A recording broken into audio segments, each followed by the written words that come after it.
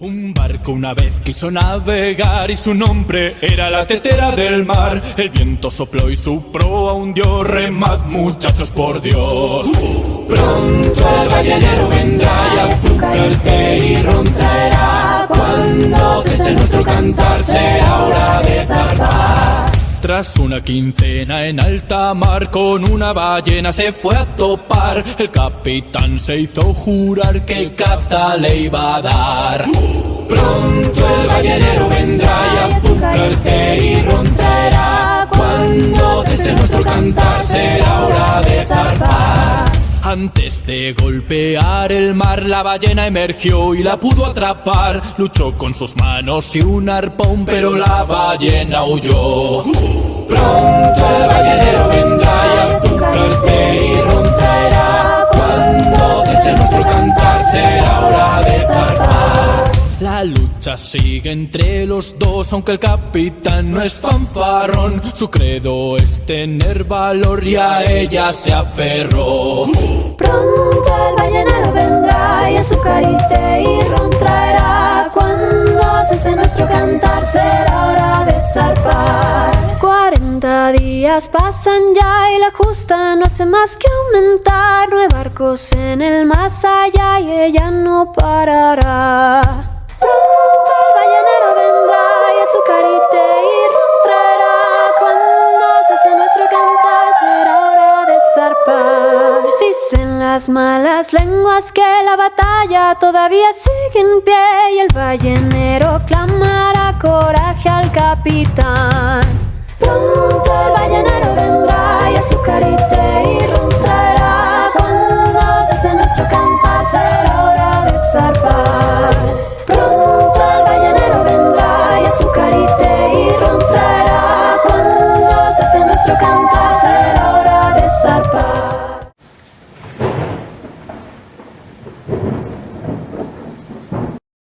Buenas tardes y bienvenidos una vez más a vuestro canal, a nuestro canal para trabajar herramientas.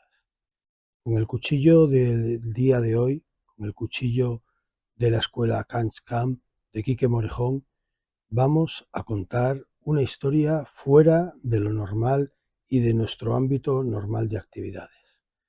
Vamos, como se decía en aquella canción de montañeros, aquella canción juvenil de montañeros, vamos a perseguir hogueras en el mar. El mar no suele ser el entorno en el que nosotros hacemos nuestras actividades, pero el cuchillo de hoy, para mí, es una alegoría al mar, o como diría la gente de la mar, a la mar. El cuchillo Moby Dick. Mucha gente pensará que la tradición de capturas balleneras, la tradición de la explotación de las materias primas que proporciona la ballena, es de tradición anglosajona y nada más lejos de la realidad. En determinados periodos de la Edad Media, en el siglo XII, cuando todavía en los países nórdicos y anglosajones, en su mayoría, no se cazaba, porque el argot es cazar y no pescar, ya explicaremos por qué, las ballenas, aquí en España ya se realizaba esa práctica. En el Golfo de Vizcaya se levantaban unas atalayas, en las que las épocas en las que se sabía que eran las migraciones, se encaramaban a ellas vigías para detectar en el momento que por delante de la costa cantábrica bajaban las familias, los bandos, las bandadas de ballenas que venían de los países fríos nórdicos del norte a bajar a los países cálidos, a los países más al sur. Pasaban por nuestra costa cantábrica y en el momento que aquel vigía veía, visionaba, veía aquellos surtidores de agua, aquellas colas, aquel movimiento de la mar que llevaban todas aquellas bandadas de ballenas, gritaba ballena, ballena, y todo el mundo salía corriendo a coger las embarcaciones de la época para adentrarse en la mar y empezar aquella caza titánica en la que muchas veces el hombre salía perdiendo y bastante mal parado. De aquellas primeras barcas, de aquellas barcas ancestrales, se heredó con los siglos, o sea, de vino, evolucionó a las famosas traineras. Traineras que hoy en día se conservan en todo el norte de España, en todo el norte cantábrico, se conservan a título deportivo, a título de competición. Pero ¿por qué empezó esa tradición? ¿Por qué empezó esa competición deportiva? Muy sencillo. Las traineras, sus orígenes anteriores, o sea, sus antecesores a las traineras, tendrían y tenían que estar necesariamente tripuladas por gente fuerte, por gente bragada, por gente con musculatura desarrollada y físicamente portentosa. ¿Por qué? Había que adentrarse dentro de la mar a remo, remando, para coger y alcanzar aquellos bancos de ballenas. Casi todas las barcas iban, casi todas las traineras, vamos a dejarlo ya en traineras, aunque sabemos que es el resultado de una evolución, casi todas las traineras iban equipadas con 2 arponeros. En algunas iba solo uno. Iba el capitán de la trainera, que muchas veces realizaba también las funciones de timonel, en otros casos no. Pero ¿qué era lo fundamental de la trainera? Lo fundamental de la trainera era la fuerza, el factor humano que hacía de motor, de movimiento, los remeros. Tal fue así que cuando luego la pesca de la ballena evolucionó a pescar otro tipo de peces, la sardina, el bocarte, otro tipo de peces, empezó a producirse una competición de fuerza física porque había que adentrarse en el mar lo más rápidamente posible, hacer el mayor número de capturas de pesca posible y regresar a puerto antes que las otras traineras, porque se sabía que la primera trainera que llegaba al puerto tenía asegurada la venta de todo el pescado y probablemente a mejor precio que las demás. De ahí, de esa necesidad de tener un equipo humano fuerte, de remeros, que remara fuerte, rápido, durante mucha distancia, durante muchas horas y con una fuerza que proporcionara la velocidad determinada a las traineras, ya no solo para adentrarse en la mar y hacer las capturas, sino para luego volver al puerto. Dicen que así empezó las competiciones de traineras, intentando entre unas y otras verse llegar al puerto antes que las demás. Así empezó la competición de traineras. Pero vamos a volver al origen, vamos a volver a la captura, a la caza de la ballena. Cuando se detectaban aquellos bancos, luego más adelante, ya no solo en el Golfo de Vizcaya, sino en la costa cantábrica, en la costa asturiana, en algunos puntos de la costa gallega, cuando las ballenas, los bandos de ballena ya giraban para tierras del sur más cálidas, en el momento que se divisaban, las traineras iban al agua con sus equipos de remeros, con su timonel, con su capitán, con su arponero o con sus arponeros, y empezaba la persecución. Una persecución titánica en la que hay escritos de la época, ya estamos hablando del siglo XII, escritos del siglo XII donde describen perfectamente cómo era aquella caza. Había que situarse en mitad del bando de ballenas, de la familia de ballenas, de la migración de ballenas, y en el momento que la ballena grande, la ballena seleccionada, salía con ese surtidor de agua para tomar aire, era el momento de arponearla una o dos veces, depende de los arponeros que llevaba la trainera. Empezaba una carrera frenética porque la trainera empezaba a ser arrastrada por el animal, por el cetáceo, no por los remeros. Los remeros tenían en aquellos momentos que tener la habilidad de mantener el equilibrio de la pequeña barca del tamaño que tenía la trainera a comparación del gran cetáceo. El gran cetáceo nadaba más rápido y más profundo que podía. Los arponeros iban dando cuerda, muchas veces a tanta velocidad que, como eran aquellas cuerdas de cáñamo, se empezaban a calentar y había que echar cubos de agua encima de las cuerdas. En el momento que ya el animal se daba por vencido, en el momento que el animal perdía fuerzas, empezaba a flaquear, porque los arponeros sabían muy bien el sitio donde tenían que arponear a las ballenas. Ya las ballenas salían a la superficie y tenían que tener la paciencia y la destreza de asegurar la pieza, atarla a la trainera y regresar a puerto. Regresar a puerto otra vez tirando de remo. Figuraros lo que sería para una trainera, para el equipo humano de remeros, para el equipo humano de una trainera, remolcar, arrastrar al gran cetáceo hasta las playas. Una vez en las playas empezaba totalmente el proceso de aprovechamiento de las ballenas. De las ballenas se aprovechaba todo. Se suele decir, del cerdo se aprovechan hasta los andares, ¿no? Por la pezuña de los cerdos. Pues de las ballenas era exactamente lo mismo. Se aprovechaba la carne, se aprovechaba sobre todo su grasa para convertirla en aceite. Por aquella época, la combustión de las lámparas, de los candiles, de los sistemas de luz, eran por grasa, por aceite proveniente de la grasa, por aceite de ballena. Entonces era sumamente importante y sumamente valioso el tesoro, el producto de aquellas ballenas. La carne igualmente se procesaba y se repartía para su consumo. Y los huesos. Hasta las barbas de las ballenas, que eran de un material gelatinoso y se empezaron a utilizar para los corsés femeninos. De ahí viene lo de ballenas, refiriéndose a las piezas de los corsés femeninos.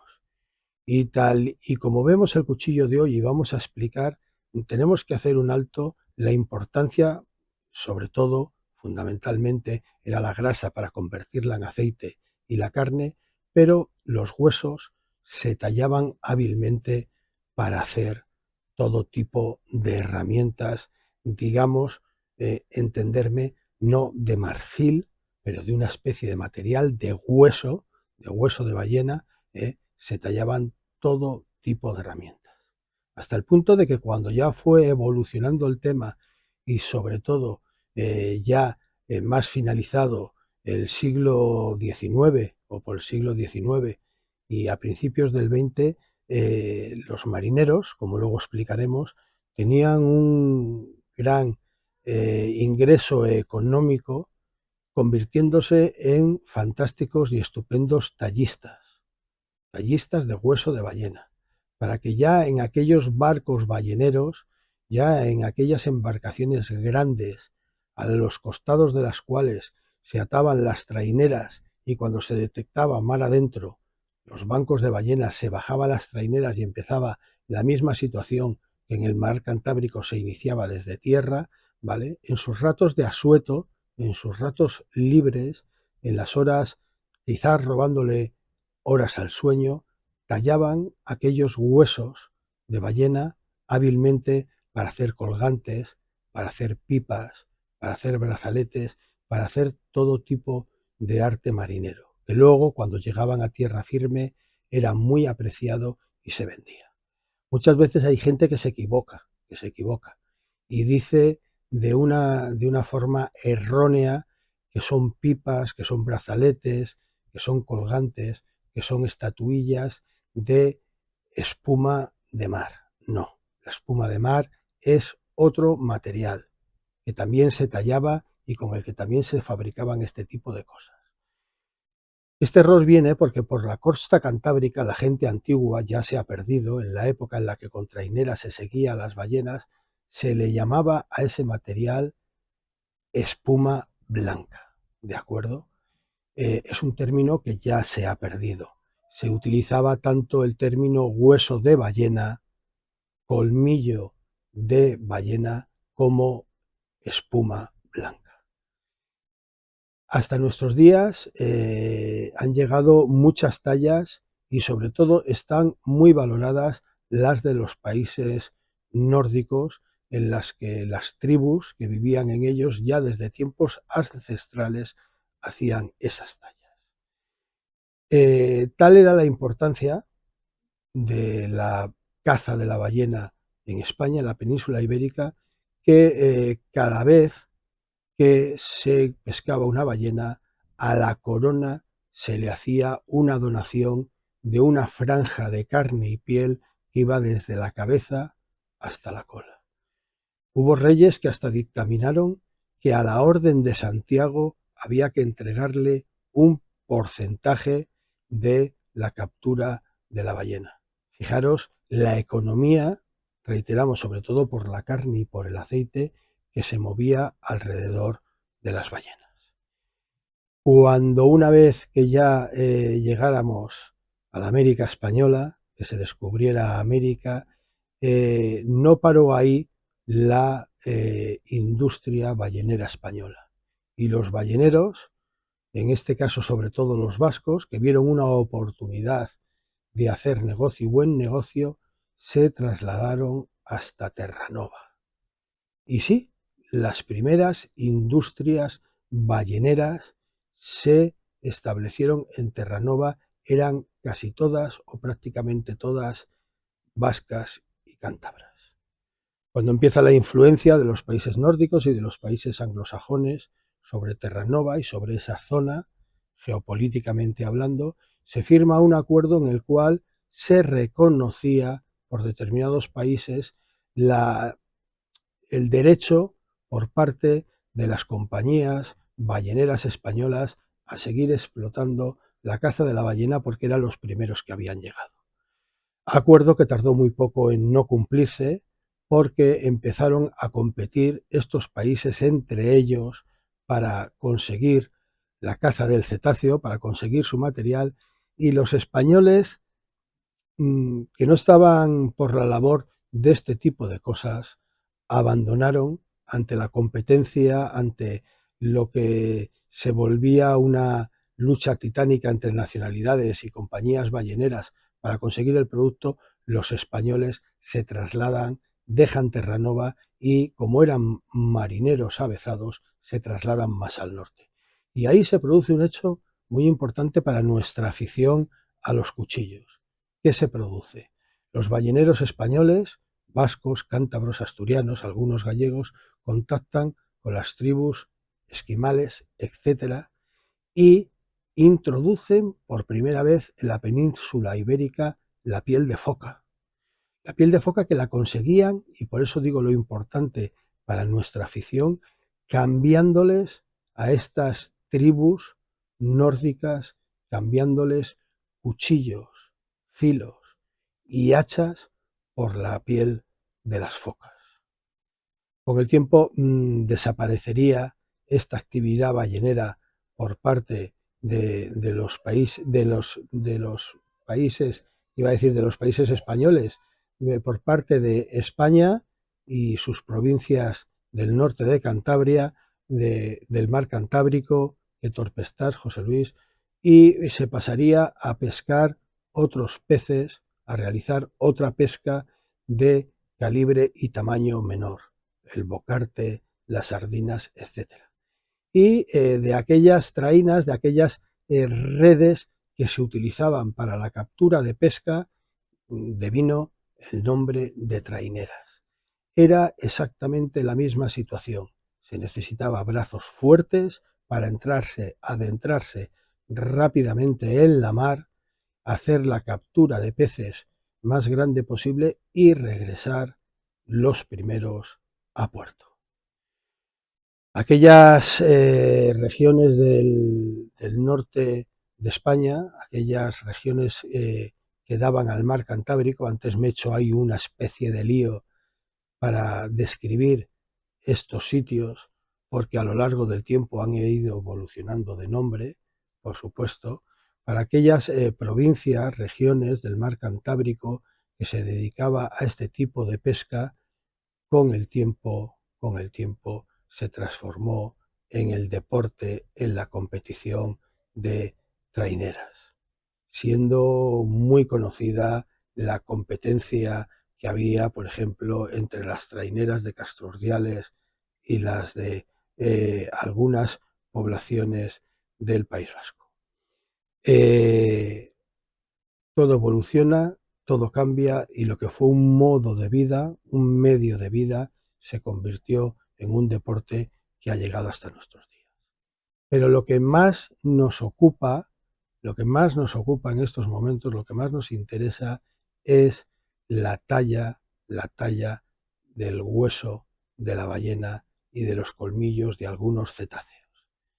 Ese material blanco es el que hoy en día me ha recordado totalmente a las cachas de mi carta blanca que tiene el cuchillo que Quique Morejón ha bautizado como Moby Dick, la ballena blanca.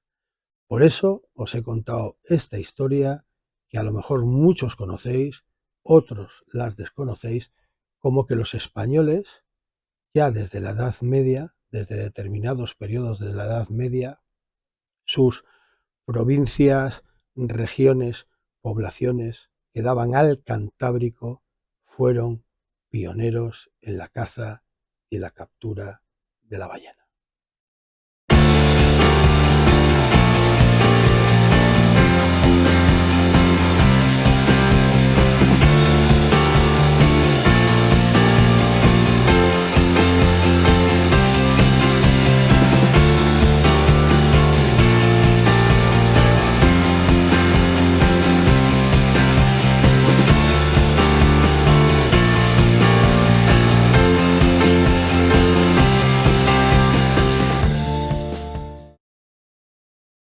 Y así, en esta impecable presentación, o con esta impecable presentación, Quique Morejón de Catch Camp Concept nos manda embalado su cuchillo.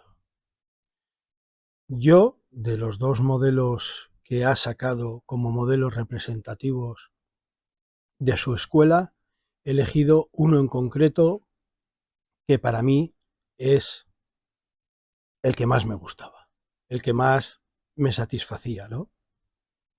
Y además, no poco, mucho, bastante.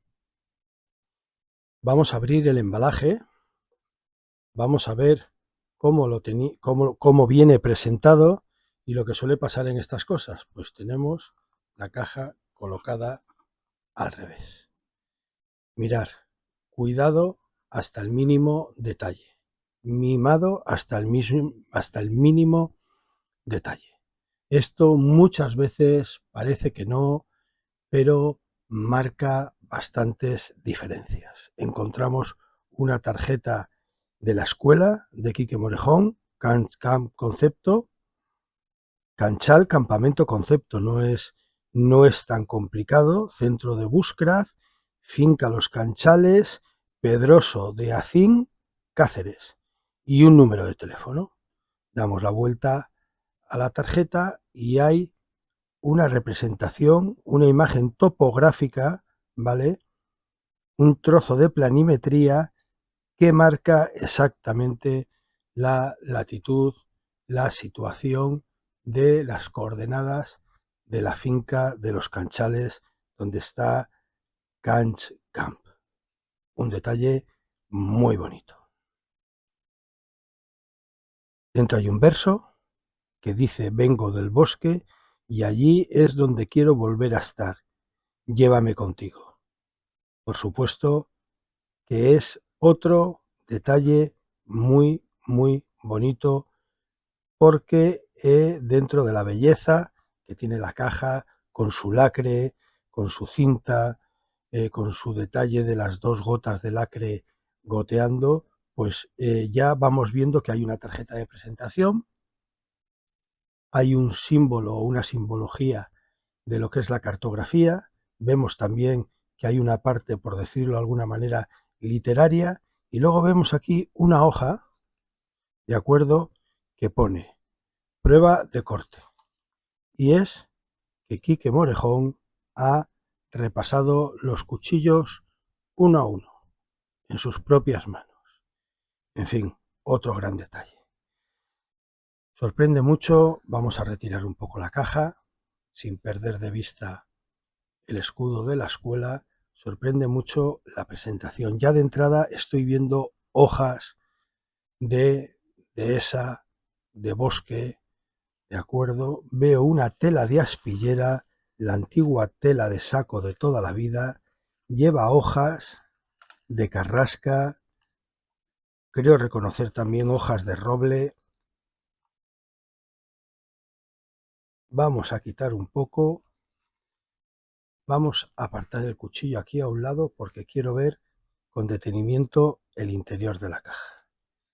Mirad, me parece distinguir hojas de carrasca, hojas de roble, alguna rama, incluso trozos de corteza de árbol.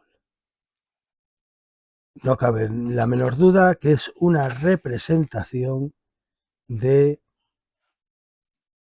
la masa arbórea de Extremadura.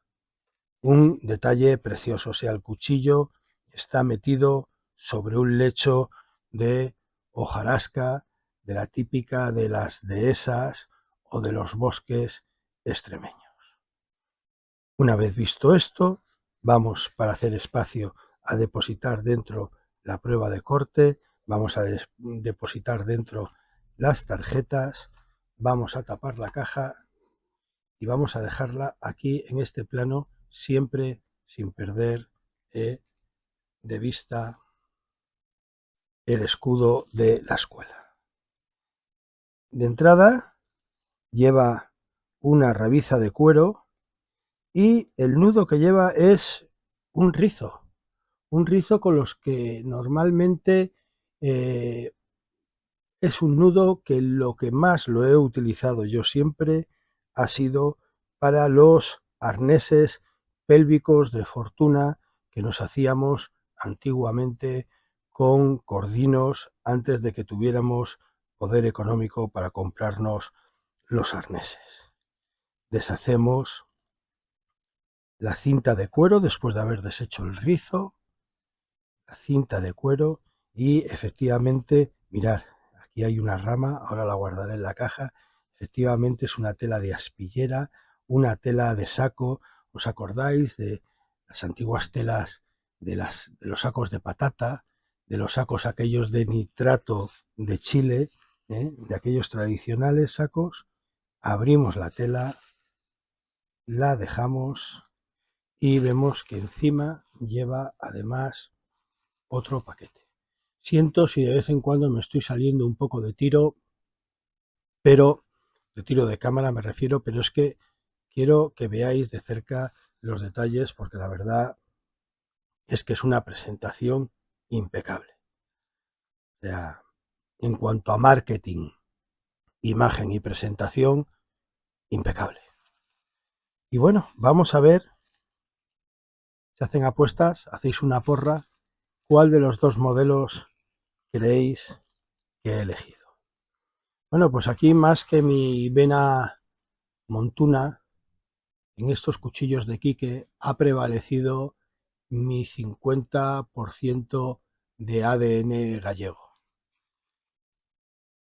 La familia de mi madre fueron prácticamente todos marinos. Y en cuanto tanto de la Armada como de la Marina Mercante. Y sí, señores, en cuanto vi el cuchillo Moby Dick, me quedé totalmente prendado de él. Efectivamente, el modelo que yo he elegido ha sido el Moby Dick. Como quiero que resalte mucho, como quiero que se vea mucho la imagen, voy a retirar también la tela de saco para que haga el contraste el cuchillo sobre el tapete. Vamos a retirar también el cuello, el cuero, el trozo de cuero, y aquí tenemos el cuchillo. El cuchillo es una auténtica preciosidad y todavía no lo he sacado de la funda. He visto ya obviamente muchos vídeos y muchas fotografías de él, pero es que quiero hacer hincapié en la imagen, en la presentación general, en el primer golpe de vista que da la imagen del cuchillo. Mi carta blanca en las cachas, Moby Dick, la ballena blanca. Ya hablaremos un poco más adelante de las cachas. Una funda de baquetilla totalmente fuera de lo normal, fuera de lo habitual. Tiene una ergonomía, un diseño, la funda que me encanta. Lleva su ferrocedio, lleva su goma para el ferrocedio e incluso la forma nos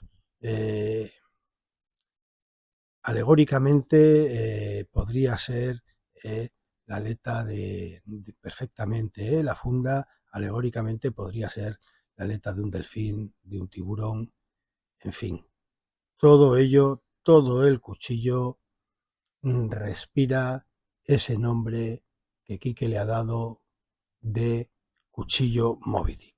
Una cosa curiosa que voy a resaltar y que me ha gustado mucho. La funda lleva aquí dos pasadores. No cabe la menor duda de que si compramos un bulón o una argolla o un grillete de rosca, como lo queramos llamar, del paso que entre justo por los dos pasadores huecos que le han colocado, el cuchillo quedaría cerrado por una especie de seguro, ¿de acuerdo? Si encima a ese bulón, a ese grillete, le colocáramos una, como he visto en otros vídeos, una pequeña cadenita, cable de acero al agujero del cordón fiador, para transportarlo, para moverlo por carretera, siempre recomiendo en una caja metálica, siempre en el maletero del coche, ¿de acuerdo? Le daría un prurito de seguridad, de ser un cuchillo que va perfectamente cerrado, por lo cual pues podríamos defender más su traslado ante un control y ante las explicaciones que tuviéramos que darle a la gente actuante. Puede parecer una tontería decir, fíjate en lo que se fija José Luis de entrada, ¿no? Pues a mí, sinceramente, tal y como está la legislación y la situación de hoy en día, no me parece una tontería y me parece una idea al revés, más bien fantástica, estupenda. Vamos a sacar el cuchillo y qué cosa más bonita. Esto que en un principio tendría que ser simplemente un desembalaje, se está convirtiendo ya en un principio de revisión del cuchillo, aunque no era lo que yo pretendía en estos primeros minutos del vídeo. Pero no me he podido resistir a sacarlo y empezarlo a comentar. Fijaros la misma forma de boca de ballena, que como el propio Quique ha dicho, esta morfología de la hoja, esta curva tipo boca de ballena con las cachas blancas fue lo que le inspiró ponerle el nombre al cuchillo de Moby Dick, la famosa ballena de la novela. Lleva la funda, lleva la misma geometría, la misma ergonomía. ¿Qué terminar de decir de la funda? Pues que lleva un porte bajo de un tamaño bien considerable. Yo creo que sí, que un ceñidor militar, sí, un ceñidor militar sí que pasará por aquí. Y luego lleva un porte bajo con su anilla, ¿de acuerdo? Para poderlo poner y quitar. Me gusta muchísimo la idea y el conjunto de la funda es una baquetilla de calidad, de un grosor bastante aceptable, muy bien acabada, muy bien troquelado el escudo del Catch Camp en la funda. Vuelvo a hacer incidencia en que me gustan mucho estos dos pasadores huecos y los veo muy útiles para lo que os acabo de decir. El hueco para el ferrocedio, un ferrocedio que viene con el cuchillo, con su goma para sujetarlo a la funda. En fin, más que bonito. Otra de las cosas que ya sabéis que me gusta mucho es que el talid va cosido, va cerrado. Soy muy poco amigo de los corchetes. Probablemente este corchete, como suelo hacer con todos los cuchillos, probablemente lo condenaré, aunque este veo que va especialmente duro, pero lo condenaré, lo cerraré con un conocido superpegamento, porque yo sé que con el tiempo, aunque sean de mucha calidad, con el tiempo corremos el riesgo de que se nos abra. Esto lo repito prácticamente en todos los vídeos. Me encanta el prominente, el gran agujero que tiene en un lateral, ¿vale? Que ya tanto como para evacuar agua, si le entra agua al cuchillo, que por supuesto con este tamaño lo haría. Yo soy muy partidario de que las fundas lleven este agujero tan prominente, tan grande, o sea, no es tan grande, José Luis, pues es más grande que lo habitual, porque también sirve para que pierda humedad el cuchillo. No solo para que en un momento determinado evacúe agua o líquido, sino que también, al ser más grande de lo habitual, produce una transpiración dentro de la funda que, si el cuero continúa húmedo, ¿vale? Con este gran agujero, porque repito que es grande, porque es más grande de lo habitual, se puede de alguna manera evaporar o secar más fácilmente, o sea, ventilarse más fácilmente la funda, lo cual yo lo veo una gran ventaja. Cada vez que últimamente veo fundas que, en vez de llevar aquí en la parte de abajo un agujerito muy pequeñito, que muchas veces os digo, este agujero drenante es susceptible de tenerle que pasar la Dremel para ampliarlo, ¿vale? Cuando veo estos agujeros mucho más grandes, a mí francamente me gustan y me parecen prácticos de verdad. En fin, el cuchillo es una auténtica pasada. Ahora no es el momento de la revisión, es el momento del desembalaje, pero no puedo evitar el hacer un comentario antes de que empecemos la revisión. Ahora durante el vídeo hablaremos, pero estas cachas blancas de mi carta, junto con el nombre de Moby Dick, a mí el primer golpe que me viene a la cabeza es el material con el que los marineros se sacaban un extra de sus sueldos, los marineros balleneros, que eran las famosas pipas, pipas de fumar, tallas, colgantes, pulseras que hacían con hueso de ballena. Ese color blanco, esas pipas preciadas para fumar que alcanzaban unos precios bastante altos si era muy mañoso el marinero que en las horas muertas, el ballenero que en las horas muertas tallaba dichos objetos, se llamaban de espuma blanca. Pipas de espuma blanca. Era una artesanía, una manufactura que, en los largos días de estar embarcados, en las horas de asueto, en las horas de descanso, los marineros tallaban y luego las vendían en tierra firme, siendo muy valoradas y sacándose un sobresueldo bastante importante.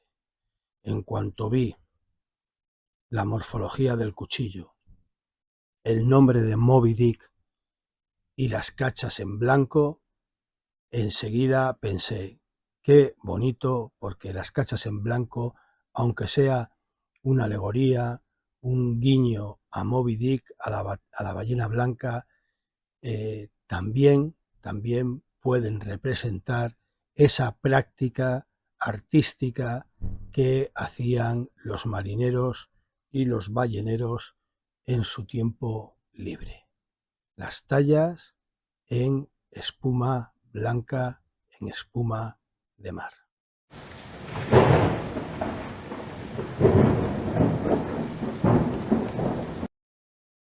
Ya metidos en la revisión del cuchillo, tenemos que decir un nombre, una palabra: sepiolita.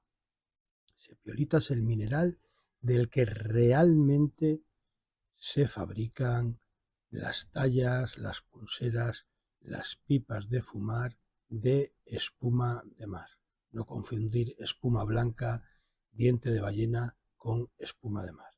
Aunque tradicionalmente hay mucha gente que ha hecho un batiburrillo y ha mezclado todos estos nombres, ¿no?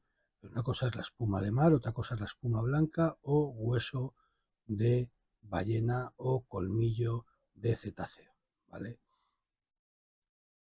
Vengo a aclarar esto porque en el desembalaje del cuchillo no lo he podido evitar y ya habéis visto cómo me he enredado ya enseñando el cuchillo y enseñando alguna de sus características, ¿no? Entonces, este dato había que dejarlo bastante claro. Mirad, el acero del cuchillo es el 1041-16.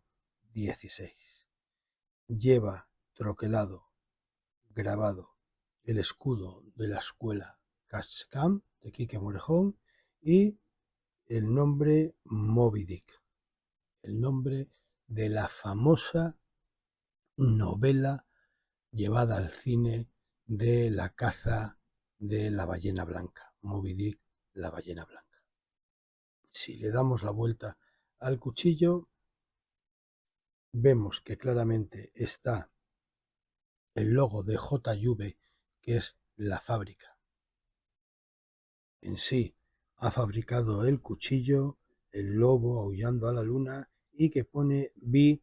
Morejón, o sea, el cuchillo diseñado y hecho por Quique Morejón. Ya que hemos empezado por las cachas, vamos a continuar con ellas. Tiene unos separadores, liners, asentadores, ya sabéis que a mí me gusta más el término asentador, de color chocolate, que le dan un aspecto francamente muy bonito al cabo del cuchillo. La coordinación, el conjunto del blanco nacarado de las cachas de micarta blancas, de los asentadores de color chocolate y del pulido mate del cabo del cuchillo, le confiere al cuchillo, la verdad, que una belleza pues bastante fuera del usual. Vemos que las cachas van sujetadas por dos pasadores de un grosor considerable, al menos sus cabezas, y por un pasador tubular hueco para pasar el cordón fiador. El cuchillo es un cuchillo muy cortador. Tenemos que recordar que el propio Quique Morejón le puso el nombre de Moby Dick por la forma del filo, por la forma de boca de ballena, como ya hemos dicho, e hizo el guiño de, al llamarle Moby Dick, ponerle las cachas en micarta blanca. Vemos que lleva aquí esta resalte, esta protuberancia, que mucha gente efectivamente además le llaman de aleta de tiburón o de aleta de orca o de aleta de cachalote, creo que también le llaman algunos. Vamos, yo más que nada lo vería una aleta de tiburón, ¿vale? O una aleta de orca, que también le confiere una geometría al cuchillo que todo nos recuerda al mundo de los cetáceos y de la novela Moby Dick. ¿Qué característica tiene precisamente este resalte del que estamos hablando? El cuchillo carece totalmente de cremallera, ni falta que le hace, y precisamente en esta aleta de tiburón, en esta aleta de orca, es donde descansa el dedo cuando se agarra el cuchillo.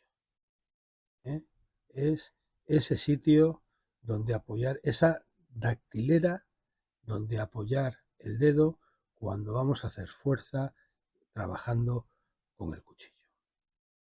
Tiene un falso contrafilo muy adelantado, empieza de forma o muy atrasado, según cómo lo queramos ver, empieza de forma gradual desde prácticamente el resalte de aleta de tiburón hasta la punta del cuchillo.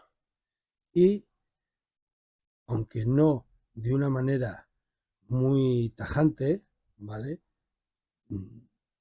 Tanto la forma de la mesa del cuchillo como el falso contrafilo, como el filo del cuchillo, hace que tenga una punta muy penetrante. No llega a lo que muchas veces llamamos punta de puñal, ¿vale?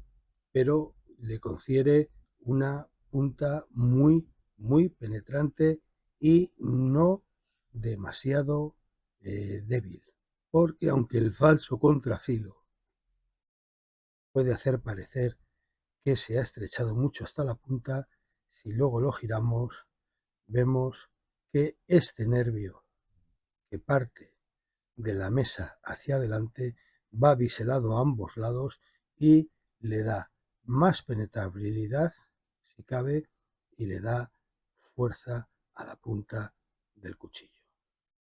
Una mesa alta, una mesa amplia y con un recazo comedido que acaba por un lado en una muesca española y por otro lado acaba en una especie de gavilán, como vemos últimamente en muchos cuchillos que lo están solucionando de esta manera, una especie de gavilán en el que con la geometría del cabo y de las cachas, cuando agarramos el cuchillo, aparte de hacer tope y de fijar con el dedo en esta parte de la aleta de tiburón, el dedo queda, no es tan prominente como otros recazos convertidos en gavilanes, pero el dedo queda ahí perfectamente sujeto una vez que empuñamos o asimos el cuchillo. El cuchillo tiene un agarre bastante espectacular, A mí me gusta, es muy cómodo, tiene un agarre muy cómodo y daros cuenta con mi mano, que no es pequeña, si aún sobra cabo del cuchillo. Pues para machetear, para hacer un agarre atrasado y para machetear, hombre, yo no creo, yo sinceramente, mi opinión, yo no creo que este sea un cuchillo para machetear. Yo, fijaros, me arriesgaría a decirlo, y ahora que estamos viendo la revisión, no voy a reincidir en la funda porque la funda la hemos explicado perfectamente durante el desembalaje. Yo me atrevería a decir que es, pues lo que su nombre dice, ¿no? Un cuchillo de ballenero. Y sabemos todos que por tradición se nos ha explicado que hay unas navajas, las navajas de tonel que se le llaman, que van como metidas en su mango de madera y hay que extraerlas y desplegarlas para poderlas montar, y siempre se nos ha dicho que precisamente esas navajas estaban hechas así para evitar que una vez embarcados en un momento de calentón o en un momento de disputa o por qué no en un momento de borrachera, pues salieran las armas blancas y se pudieran agredir demasiado rápido, demasiado fácilmente, ¿no? Pero yo creo que el mundo, dentro del mundo de la mar, de los hombres de la mar, de los hombres embarcados, entiendo que el mundo de los balleneros, ¿vale? Es una historia totalmente aparte. Yo desconozco qué tipología de cuchillos llevaban los marineros balleneros, ¿vale? Ellos asimismo siempre se han denominado como balleneros. Desconozco qué tipología de cuchillo, de filo llevaban, pero perfectamente este cuchillo de hoy, que estamos revisando hoy, este cuchillo de Quique Morejón, por todo lo que hemos estado explicando, pues precisamente este cuchillo podría ser un pequeño utilitario, ¿vale? Para llevarlo siempre a la cintura de un ballenero. Porque no hay que olvidar que una vez con las traineras sacadas las ballenas a la playa y luego con la evolución de la actividad cuando se hacía en alta mar, en el mismo cuando se procesaba la ballena cazada en alta mar, al costado del barco, agarradas al costado del barco, allí todos los balleneros, toda la marinería, por decirlo de alguna manera, se tenía que afanar en las labores de procesar el producto que se había cazado. La carne de ballena y sobre todo la grasa, el aceite de ballena, como ya hemos dicho, para las lámparas, candiles, etcétera. Y allí mismo conseguir esos huesos para que luego, en su rato de asueto, lo hemos comparado con la cacha blanca de, del cuchillo Moby Dick de Quique Morejón, tallar esas estatuillas, esas pipas, esos alfileres, esas pulseras, que luego en tierra firme, como hemos ya comentado, suponían un extra económico para ellos y no pequeño. La navaja tiene, ay, la navaja, sí, ¿cómo estamos esta tarde? El cuchillo tiene microbisel, una muesca española, el recazo que se convierte en un gavilán inferior y esta característica curva en la hoja, que es lo que le llevó a Quique, según sus propias palabras, según sus propios testimonios, esta forma de boca de ballena es la que le dio la idea a Quique Morejón para llamar al cuchillo Moby Dick. El falso contrafilo que empieza muy atrás hasta la punta, la mesa que le da una robustez y yo diría, no he hecho la prueba de la regla transparente, pero yo diría que es un vaciado ligeramente, muy sutilmente cóncavo. Mejor se me corrige y alguien que sí que haya hecho la prueba me dice de manera determinada que no, que es un vaciado totalmente plano. Muchas veces puede dar a error el paso del vaciado a la mesa, ¿de acuerdo? Pero aún así todo, yo diría, o en la unidad que yo tengo, me da la sensación de que más que plano 100%, vaciado plano, es un vaciado ligeramente cóncavo. Y si meto la pata y no es así, ya me sabréis disculpar y ya me corregiréis. El conjunto del cuchillo es totalmente precioso, totalmente bonito. Lo han probado ya otros compañeros de canales. Yo os aconsejo, podéis ir a cualquiera de los que lo han enseñado, pero si queréis ver cómo se maneja el cuchillo en el monte, os aconsejo que vayáis al canal de Pedro, ¿de acuerdo? Que hace una revisión bastante exhaustiva del trabajo del cuchillo. Y yo he venido hoy aquí a enseñaros el cuchillo y a contaros la historia de los balleneros españoles y como para mí, ¿vale?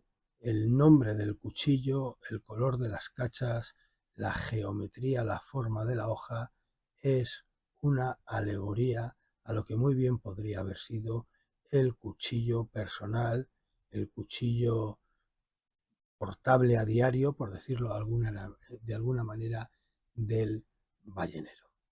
Todo el cuchillo, su funda, para mí respira mar, respira ese ambiente de mar.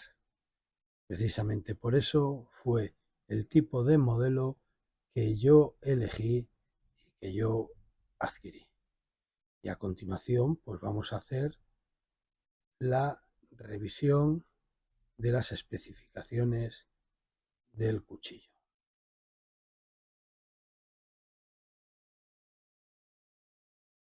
En el apartado de ficha técnica, de especificaciones del cuchillo, vamos a pasar a pesarlo, pero antes os quería hacer un comentario.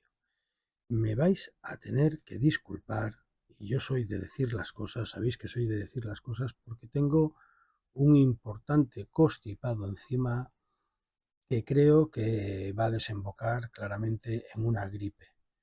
Estoy tomando fármacos, estoy tomando ibuprofeno, estoy tomando antibiótico y me estoy dando cuenta de que esta tarde estoy especialmente espeso, estoy especialmente torpe a la hora de hablar y de expresarme, ¿no? Entonces, pues os debo la explicación y me gusta aclararlo de qué es lo que me pasa, ¿no? Estoy grabando el vídeo porque tengo ganas de crear este contenido, es un cuchillo que me gusta mucho, pero me estoy dando cuenta de que no estoy tan lúcido ni locuaz como en otras ocasiones. Hecha esta salvedad y hecha esta aclaración, vamos a ver lo que pesa el cuchillo Moby Dick sin la funda. Siempre, como decimos, a expensas de lo que diga el fabricante, porque los sistemas de peso que tenemos nosotros son los que son. El cuchillo sin la funda pesa 227 gramos. El cuchillo con la funda, con el talid para porte bajo y con el ferrocedio pesa 350 gramos. Y vamos a ver cuánto mide el cuchillo Moby Dick con el supermetro Bushcraft. El otro día una persona en un SOR me volvió a decir, no sabes medir, no sabes utilizar el metro. Señores, es un metro desastre, ¿de acuerdo? Por lo cual, de modisto, desastre. Os aseguro que sí que lo sé manejar, es para mis parroquianos, ya lo sabéis, es una ya historia recurrente que de vez en cuando vuelve a aparecer, pero el metro está perfectamente utilizado y vemos que mide 23 centímetros y medio. 23 centímetros y medio que de hoja tiene 12 centímetros. Y más o menos si le quitamos medio centímetro de recazo, aproximadamente, nos arrojaría un filo de unos 11 centímetros y medio. Por lo menos esa sensación da mi unidad. El acabado de la cacha es en recto, lo cual hace que la podamos medir francamente bien, y fijaros solo la empuñadura, el cabo con sus cachas mide 11 centímetros y medio. Vamos a ver de un tirón el ancho, la anchura de pala del cuchillo y claro, con esta forma tan característica que tiene, tendremos que hacer varias mediciones.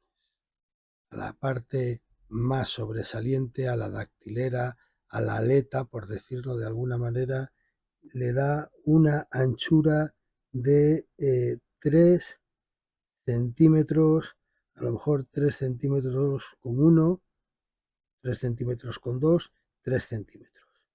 Sin embargo, Si bajamos aquí cerca del recazo, veremos que nos arrojará 2,7, 2,8.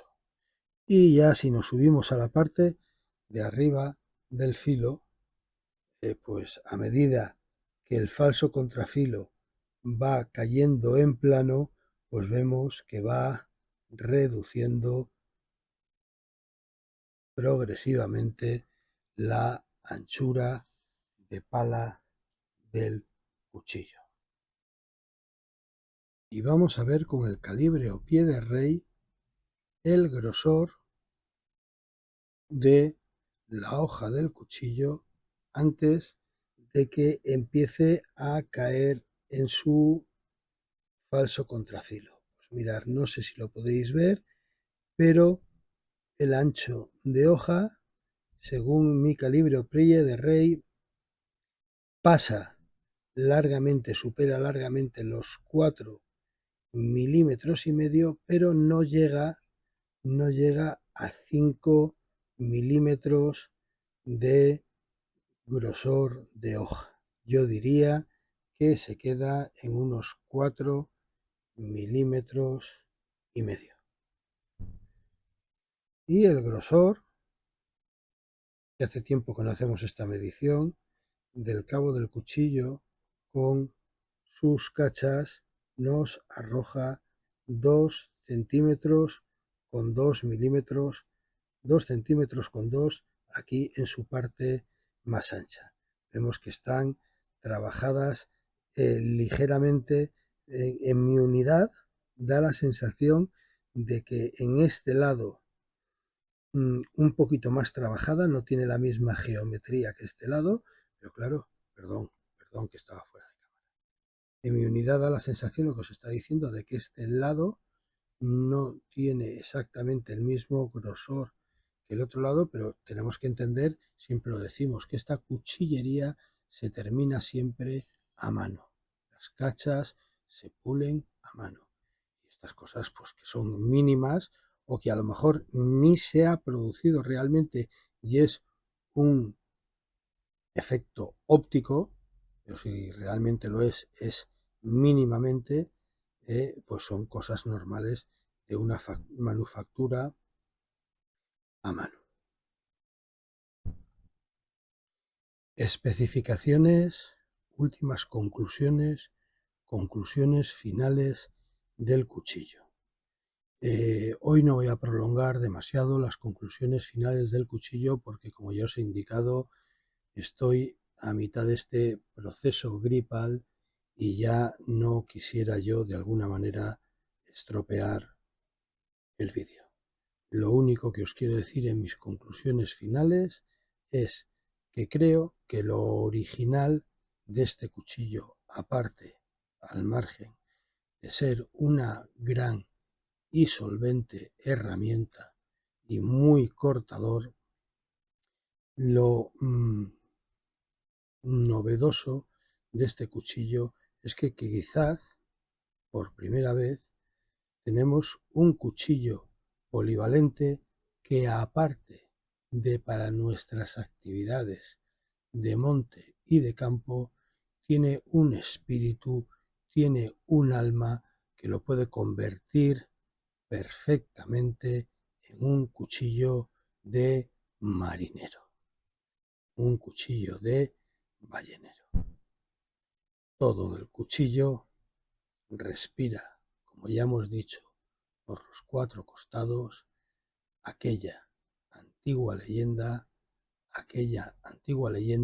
llevada a obra literaria que se llamó y se llama Moby Dick, y cómo no, el recuerdo a aquellos balleneros de trainera del norte de España, de la cornisa cantábrica, a lo largo del mar Cantábrico español, que bien podían haber llevado este cuchillo o uno muy similar como dotación.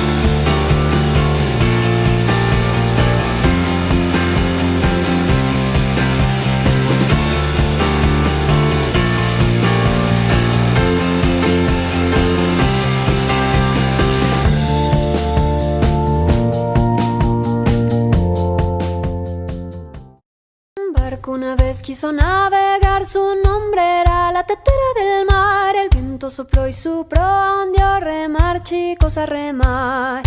Pronto el ballenero vendrá y azúcar y té y ron traerá. Cuando cese nuestro cantar será hora de zarpar. Tras una quincena en alta mar con una ballena se fue a topar. El capitán se hizo jurar que el caza le iba a dar. Pronto el ballenero vendrá y azúcar y té y ron traerá. Cuando cese nuestro cantar será hora de zarpar. Antes de golpear el mar, la ballena subió y la pudo atrapar. Con sus manos y un arpón luchó, pero la ballena huyó. Pronto el ballenero vendrá y azúcar y té y ron